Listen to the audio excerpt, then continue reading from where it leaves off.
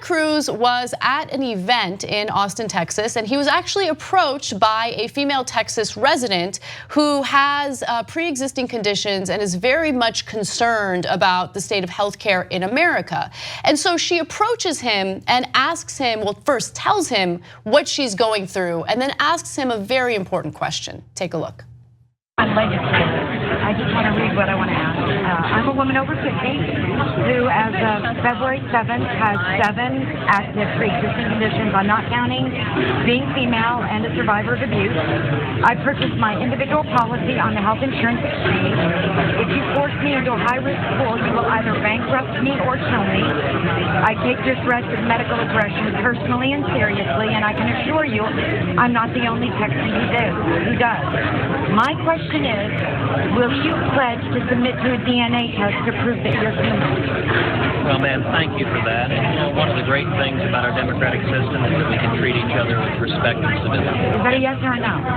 Ma'am, if you want to engage in insults, that's your prerogative. No, but I'm not going to. It's a yes or no question. Thank you for being here, ma'am. It's a yes or no question. Thank you for being. Okay. First, I do want to give him credit for handling that in a calm and professional manner. He really did, and I give him credit for that. With that said, the question, will you take a DNA test to prove that you're human, is amazing and hilarious.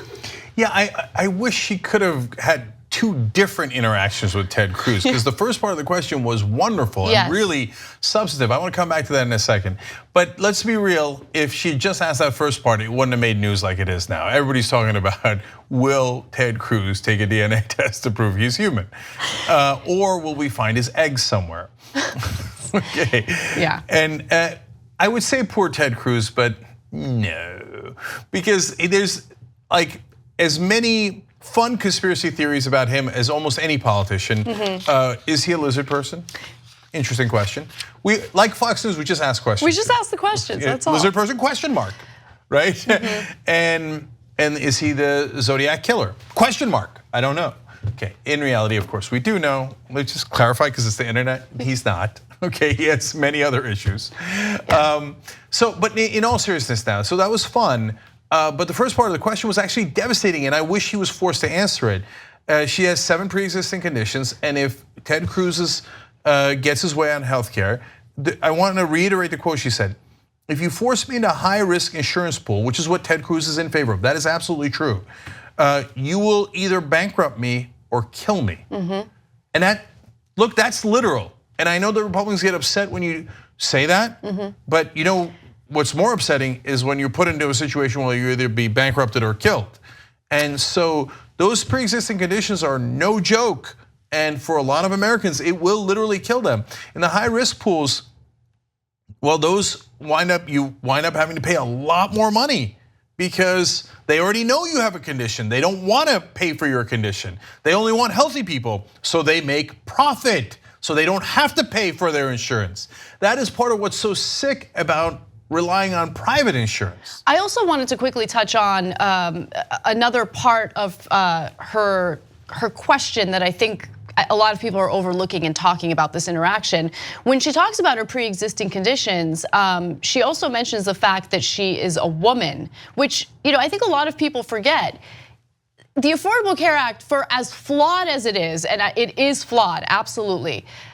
Prior to that, being considered a woman was a liability. I mean, you would have to pay significantly more for your health insurance compared to men, and it was because you're a woman, because the assumption was, well, women are gonna go see the doctor more, women have more healthcare needs.